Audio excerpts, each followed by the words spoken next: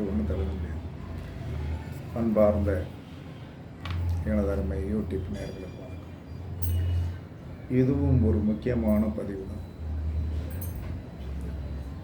கரணம் பற்றிய அற்புதமான ஒரு ரகசியம்.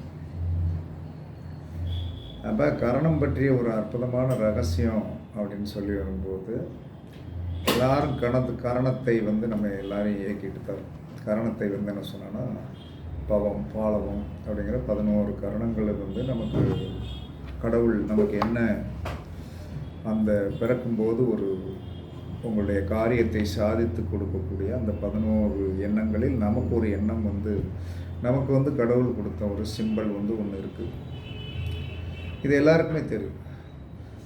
எல்லாருமே என்ன சொன்னான்னா தன்னுடைய காரணங்களை எல்லாரும் இயக்கி கொண்டு தான் இருக்கிறார். ஆனால் சில நேரங்களில் இயங்காது அப்படின்னு சொல்லி வரும்போது ஏன் இயங்காதுன்னு இயங்க எப்படி வைக்க தெரியும் அப்படிங்கிறது தெரியாதனால அது இயங்காது. அது இயங்குவதற்கு காத்திருக்கு. எந்த ஒரு பஞ்சபூத சக்திகளை நீங்கள் இயக்கினாலும் அது இயங்குவதற்கு காத்து கொண்டிருக்கிறது. அது எந்த அமைப்பில் அதை இயக்கணும் அப்படிங்கிறது நமக்கு தெரியாது. அப்போ ஒரு கரணநாதன் என்ன சொன்ன கரணநாதனுக்கு உண்டான கிரகம் சூரியன் சந்திரன் செவ்வாய் இந்த மாதிரி ஒரு அமைப்பில் தான் இருக்குது. சூரியன் சந்திரன் செவ்வாய் இந்த அமைப்பில் தான் இருக்குது. ஆனால் கரணநாதன் நின்ற நட்சத்திரம் இருக்கு இல்லையா, அந்த நட்சத்திரத்தை எல்லாரும் நீங்கள் என்ன சொன்னாங்கன்னா இயக்காத ஆள் கிடையாது. இயக்கிக்கிட்டே தான் இருப்பேன். உங்கள் கரணநாதனுக்கு உண்டான கிரகம் எந்த நட்சத்திரத்தில் உட்கார்ந்துருக்கிறதோ அந்த நட்சத்திரத்திற்கு உண்டான உணவுகளை நீங்கள் எல்லாம் சாப்பிடத்தான் செய்வீங்க, இல்லை தானம் பண்ணுவீங்க, எல்லாம் பண்ணுவீங்க. ஆனால் அது என்ன சொன்னான்னா வேலை செய்யும், ஆனால் என்ன சொன்னா செய்யாது. வேலை செய்யும் ஆனால் செய்யாது. ஏன்னா அதுக்கு ஒரு காரணம் இருக்கு. கரணத்திற்குண்டான கிரகம் உட்கார்ந்த நட்சத்திரம் ஓடிக்கொண்டிருக்கும் போது உங்களுக்கு ஒரு பயங்கரமான டிப்ரெஷன் மைண்டு தான் இருக்கும். அதில் மாற்றம்லாம் கிடையாது. ஏன்னா எந்த ஒரு நட்சத்திரம் எந்த ஒரு கிரகமும் எந்த நட்சத்திரத்தில் உட்கார்ந்திருக்கிறதோ அந்த நட்சத்திர நாள் வரும்போது அந்த நட்சத்திரம் ஆக்டிவேஷனில் இருக்கும்போது அந்த நட்சத்திரத்தில் போய் சந்திரன் உட்காரும்போது எல்லா மனிதனுக்குமே மனக்லேசம் தான் வரும். எல்லாரும் நினைப்பேன் என்ன ஒரு புது குண்டை தூக்கி போட்டு என்ன சொன்னானே இது பண்ணுறீங்க அப்படின்னு. இதெல்லாம் புதெல்லாம் குண்டு கிடையாது, இதெல்லாம் பழைய குண்டு தான். இந்த புது குண்டெல்லாம் கிடையாது. அப்போ என்ன சொன்னான்னா கரணநாதன் நின்ற நட்சத்திரத்துக்கு 2வது நட்சத்திரம் தான் உங்களுடைய கரணத்தை வேலை செய்யும். கரணநாதன் நின்ற நட்சத்திரத்திற்கு 2வது நட்சத்திரம் தான் உங்களுடைய கரணத்தை அழகாக இயக்கக்கூடிய சக்தி உடையது.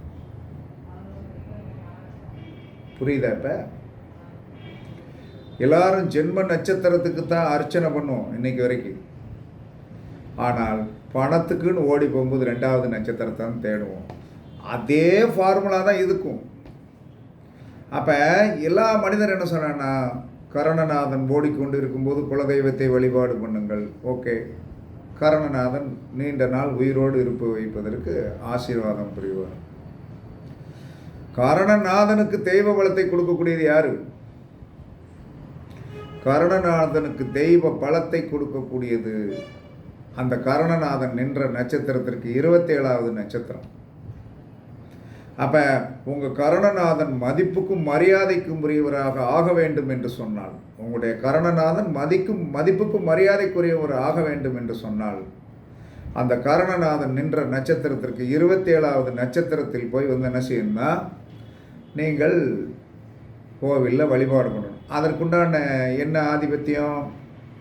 இப்போ ஒரு கரணநாதன் என்ன சொன்னா அசுவதி நட்சத்திரத்தில் போய் உட்கார்ந்துருக்காருன்னு வைங்க. அதுக்கு 27வது நட்சத்திரம் ரேவதி நட்சத்திரம். அந்த ரேவதி நட்சத்திரத்திற்குண்டான அதிதேவதை அல்லது அந்த ரேவதி நட்சத்திரம் வாங்கிய சாபம் என்ன?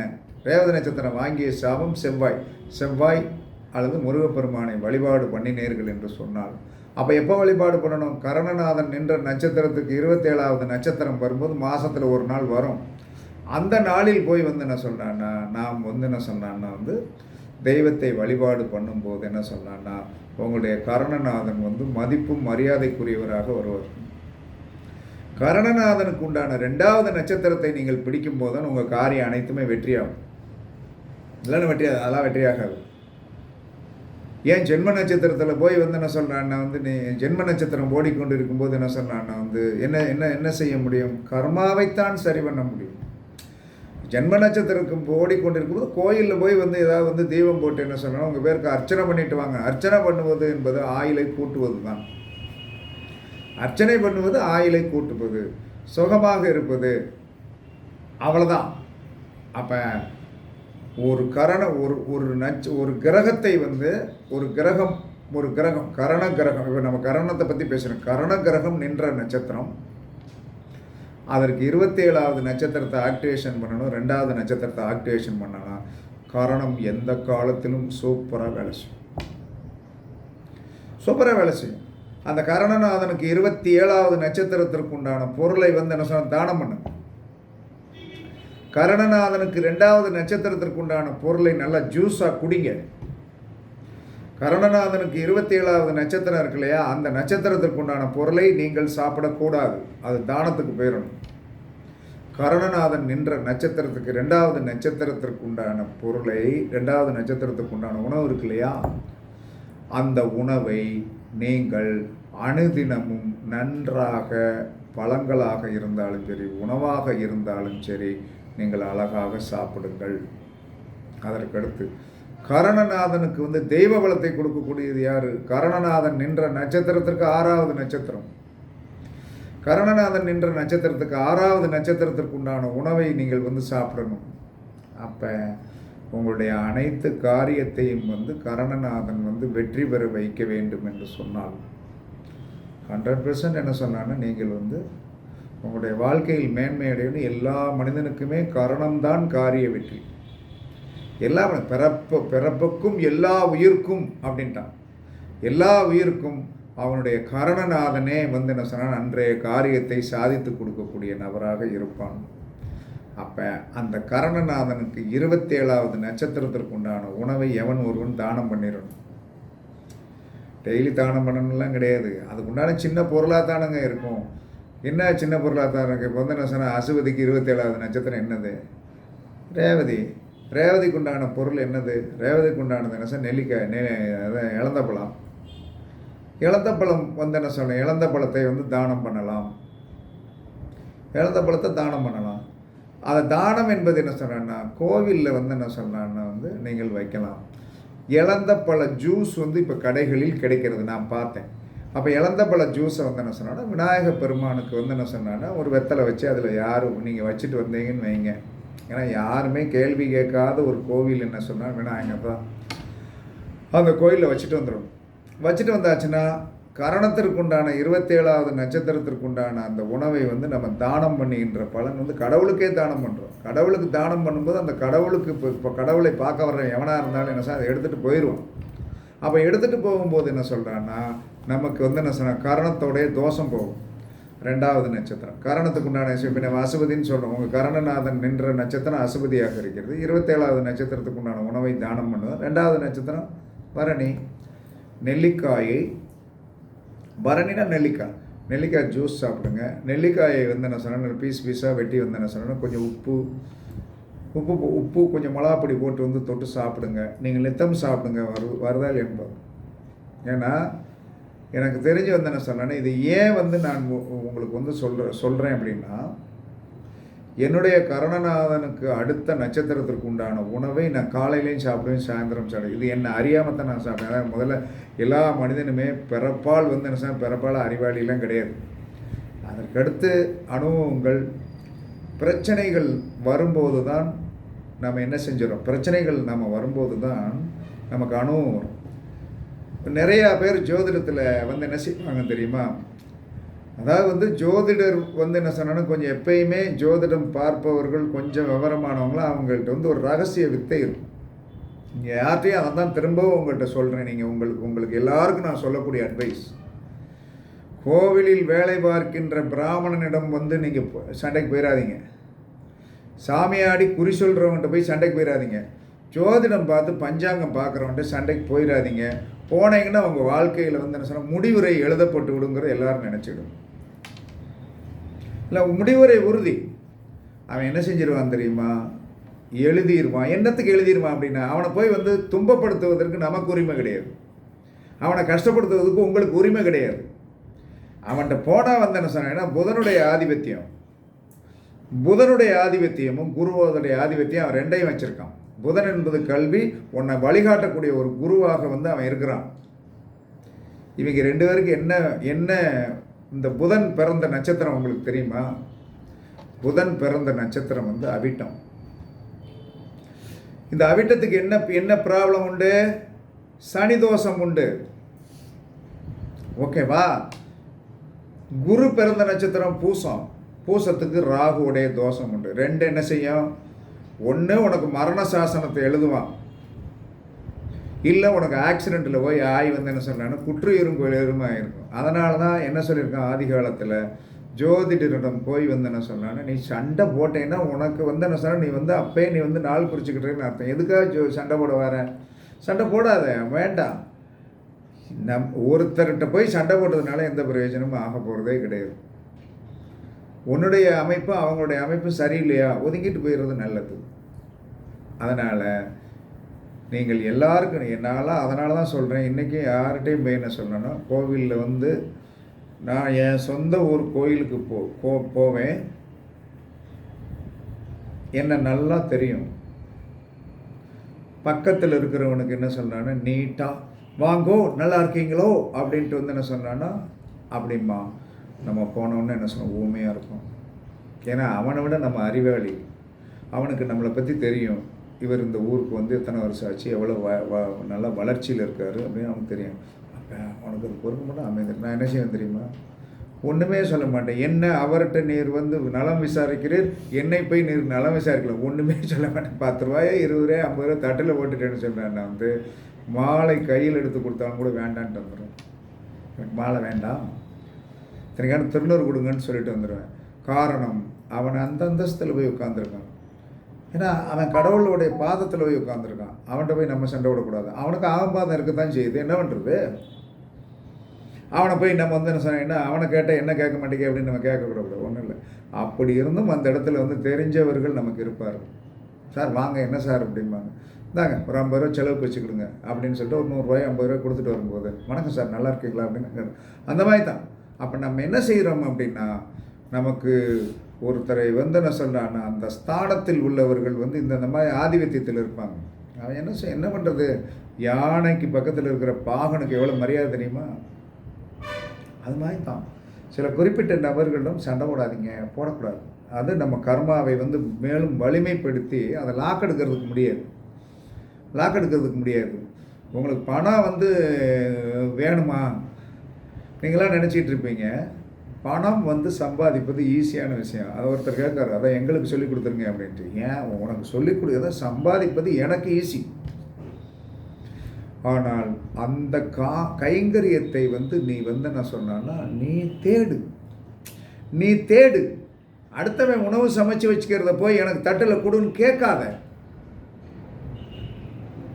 எனக்கு வேறு விதமான ஒரு மந்திரம் சொன்னால் வந்து எனக்கு வந்துடும். உனக்கு வேறு விதமாக இருக்கலாம். அந்த நீ தான் தேடணும். அப்போ உனக்கு ஆன்மீக அறிவை வந்து ஒன்று வாங்கிக்கோ.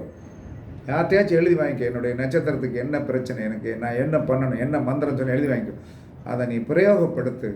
உனக்கு வழிகாட்டியாக உன்னுடைய லக்கண புள்ளிக்கு 9வது கட்டத்தில் இருக்கிற அந்த லக்கண புள்ளி 19வது புள்ளி உனக்கு அந்த அதிதேவதை வந்து உனக்கு அத்தனை விஷயங்களையும் வந்து சொல்லிக் கொடுக்கும். அது உன்னுடைய 9வது கட்டத்தில் உள்ள அந்த உன்னுடைய லக்கண புள்ளிக்கு 9வது கட்டத்தில் உள்ள அந்த 19வது புள்ளி இருக்கு இல்லையா, அது வாழ்நாள் ஃபுல்லாக உனக்கு வந்து சொல்லிக் கொடுக்கறது காத்திருக்கிறது, பாக்கியத்தை கொடுக்கறது காத்திருக்குது. எனக்கு லக்கணத்திற்கு 9ஆம் இடத்திற்கு உண்டான அந்த 19வது புள்ளி எனக்கு மட்டும்தான் வேலை செய்யும். என் பிள்ளைக்கு கூட அவனுடைய லக்கணத்திற்கு வந்து என்ன சொன்னான், லக்கண புள்ளிக்கு 19வது நட்சத்திரம், அந்த 9வது கட்டத்தில் இருக்கிற அந்த ஒரு பாதம் தான் அவனுக்கு வேலை செய்யும். அதை நம்ம எடுத்து அவனுக்கு இந்த மாதிரி ரூபத்தில் போ அப்படின்னு சொல்லணும். அப்போ எல்லாரும் பொம்பளை தான், அவங்கவங்க சம்சாரம் தான் அவங்கவங்களுக்கு. ஊரான் சம்சாரத்தை கேட்ட மாதிரி அந்த மந்திரத்தை கொடுத்துரு, அந்த மந்திரத்தை கொடுத்துரு, அந்த மந்திரத்தை எப்படா கொடுக்க முடியும்? உனக்கு முதல் வழிகாட்டி ஒன்று காட்டி விட்டுருவோம். காட்டி விட்ட பிறகு நீ அந்த நடைமுறைப்படுத்த என்ன சொன்னான்னா, உனக்கு 5ஆம் பாவத்தில் இருக்கின்ற 10வது நட்சத்திரமும் 9ஆம் பாவத்தில் இருக்கிற 19வது நட்சத்திரமும் உனக்கு 2 கண்ணு மாதிரி, 2 பேட்டரி லைட் மாதிரி நச்சுன்னு உன்னை வழிகாட்டிட்டு போகும். அதை நீ பிடிச்சிக்கிடணும். அப்போ அடுத்தவன் வீட்டில் போய் வந்து உன் வீட்டில் சொத்து இருக்குது, அதை கொடுத்துரு, உன் வீட்டில் சொத்து இருக்குது, எப்படியா வந்து என்ன சொன்ன இதெல்லாம் நடக்கும்?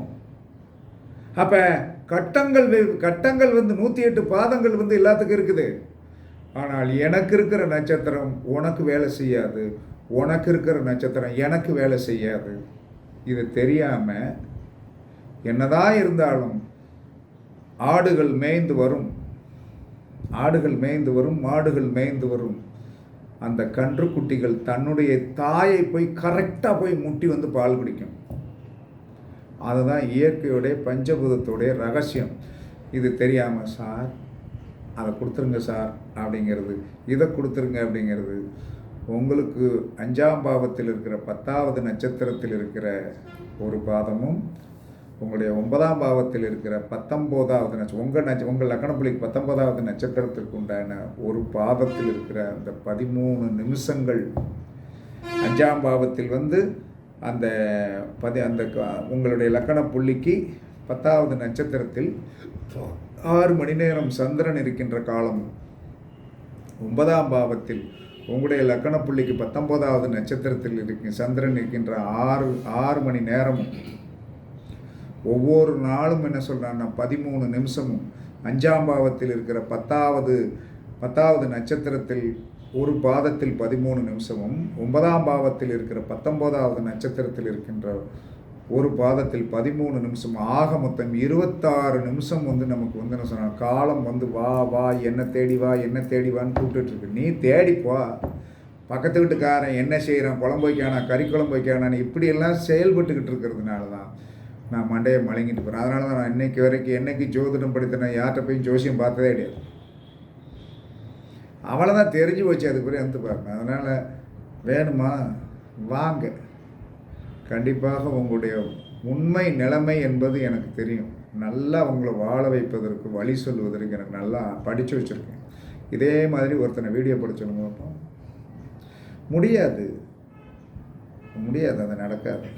என்ன காரணம்னா, நான் நேற்று சொன்னேன் இல்லையா, விஷ்ணு துர்க்கை யோகம் பெற்றவன் நான். விஷ்ணு துர்க்கை யோகம் பெற்றவன். சந்திரனுக்கு 10ல் புதன், அது என் வாயில் போய் புதன் உட்கார்ந்துருக்காரு. அதோட எப்பயுமே ஒரு 5ஆம் பாவத்தை வந்து வழிநடத்துவதற்கு கேதுவுடைய துணை தேவை. கேது 2ல், யாருடைய நட்சத்திரம், 5 கூடைய நட்சத்திரம். இது இயற்கையாக கடவுள் கொடுத்த ஒரு வரப்பிரசாதம். அதனால் என்ன சொன்னான்னா, உங்களுடைய கரணம் நன்றாக செயல்பட வேண்டும் என்று சொன்னால் கரணத்திற்கு 27வது நட்சத்திரத்திற்கு உண்டான உணவை தானம் பண்ணணும். கரணத்துக்கு 2வது நட்சத்திரத்திற்கு உண்டான உணவை தினமும் சாப்பிடணும். கரணத்திற்கு 6வது நட்சத்திரத்திற்கு உண்டான உணவை சாப்பிடுங்கள். ஒவ்வொரு நாளும் நீங்கள் வெற்றி பெற்றவர்களாக கண்டிப்பாக ஆவீர்கள். யாரை பார்த்தும் பொறாமைப்படாதீர்கள். உங்களுக்கு நான் எதுக்கு திரும்ப திரும்ப சொல்கிறேன்னா, யாரையும் திட்டாதீர்கள். யார்கிட்டையும் ஒன்றை எதிர்பார்த்தீங்கன்னா அவர்களுக்கு கொடுக்கணுங்கிற மனசு இருந்தால் தான் உங்களுக்கு கொடுப்பாங்க. பக்கத்து வீட்டிலே சீனி கேட்குறோம், ஏக்கா எங்கள் வீட்டில் எனக்கு இல்லைக்கா அப்படின்னோம்னா, அவன் இருந்தாலும் கொடுக்க மாட்டான். அப்படிங்கிறதுக்கு நமக்கு எந்த உரிமையும் கிடையாது இல்லையா. இருந்தால் கொடுப்பாங்க. கொடுக்கலைங்கிறதுக்காக அவங்கள விரோதப்படுத்துவது நம்மளுடைய பலவீனம் அப்படிங்கிறது தெரிஞ்சுக்கிடுங்க. கண்டிப்பாக எல்லோரும் நல்லா இருக்கணும்னு தான் நான் சொல்லுவேன். ஆமாம், யாரும் வந்து என்ன சொல்ல வீழ்ந்து போகாதீங்க. 2வது, யாரும் ஜோதிடரையோ குறி சொல்கிறவங்க கோவில் பூசாரிகள் இந்த மாதிரி இருக்கிறவங்ககிட்ட சண்டை போடாதீங்க.